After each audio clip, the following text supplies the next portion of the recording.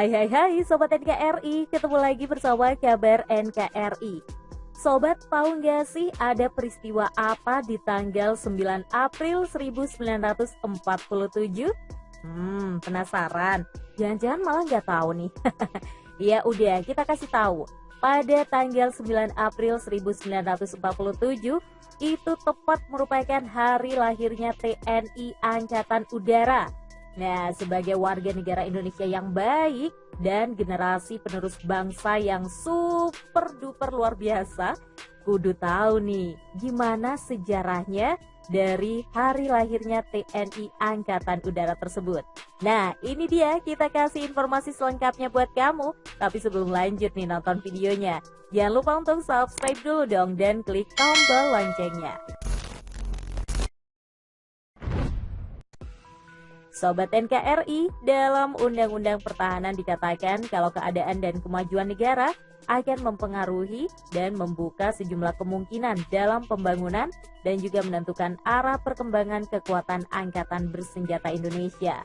Antara tahun 1959 sampai 1965, di saat Indonesia sebagai negara berkembang yang baru merdeka dan juga sedang berusaha bangkit kembali akibat penjajahan yang berkepanjangan untuk membangun perekonomiannya dari keterpurukan dengan waktu yang cukup singkat, rupanya nih sudah mempunyai angkatan bersenjata yang kuat dan modern.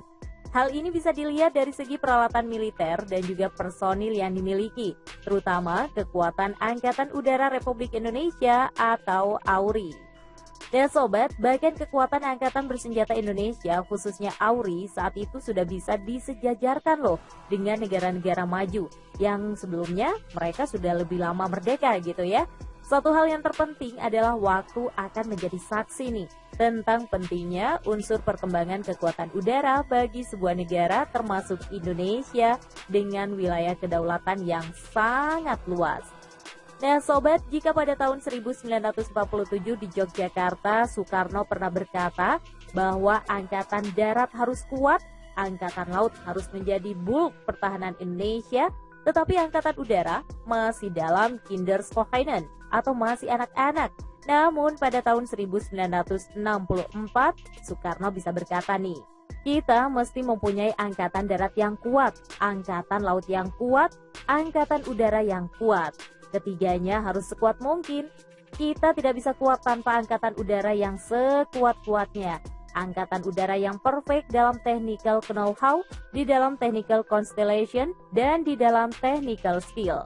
Mengingat peranan pentingnya dalam menjaga keutuhan NKRI, maka wajib nih bagi kita untuk tahu lebih dalam mengenai TNI Angkatan Udara, baik dari sejarahnya ataupun juga perkembangannya.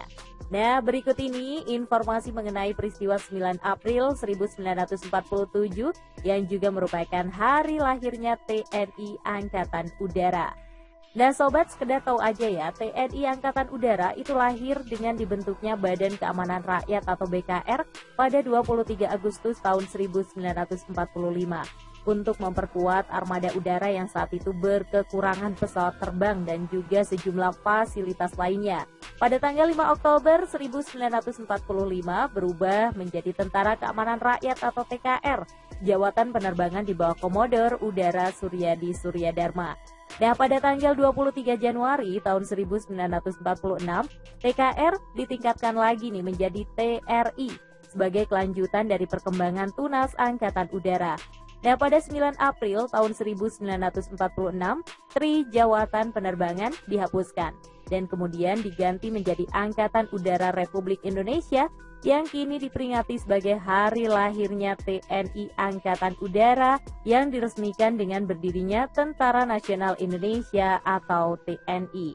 Nah, lantas seperti apa sih sebenarnya peran penting dari TNI Angkatan Udara? Nah, kalau berbicara tentang itu, TNI khususnya Angkatan Udara ini merupakan bagian yang gak terpisahkan dari kehidupan masyarakat loh sobat. Jadi pada masa-masa awal kemerdekaan, mereka punya andil yang sangat besar dalam usaha mempertahankan kemerdekaan dan juga menjaga kedaulatan negara kesatuan Republik Indonesia. Untuk model awal TNI Angkatan Udara kala itu adalah pesawat-pesawat hasil rampasan dari tentara Jepang, seperti misalnya jenis Koren, Nishikoren, serta Hayabusa. Sejumlah pesawat inilah yang merupakan cikal bakal berdirinya TNI Angkatan Udara. Nah, setelah keputusan konferensi meja bundar pada tahun 1949, TNI Angkatan Udara menerima beberapa aset Angkatan Udara Belanda nih sobat, meliputi pesawat terbang, hanggar, depo pemeliharaan, serta depo logistik lainnya. Beberapa jenis pesawat Belanda yang diambil alih juga ada loh. Misalnya aja C-47 Dakota, B-25 Mitchell, P-51 Mustang, AT-6 Harvard, PBY-5 Catalina, dan Lockheed L-12. Wah, keren ya, di zaman itu aja. Sederet pesawat udah dipunya, luar biasa. Ya, yang pastinya selamat merayakan hari lahirnya ya untuk TNI Angkatan Udara. Semoga semakin berjaya dan selalu semakin meningkatkan kemampuan serta profesionalitasnya dalam menjaga kedaulatan udara di wilayah Negara Kesatuan Republik Indonesia atau NKRI. Merdeka. Oke deh, sampai di sini dulu informasinya Sobat NKRI. Jangan lupa untuk update terus berita-berita terkini dan juga kabar militer hanya di Kabar NKRI. Sampai jumpa.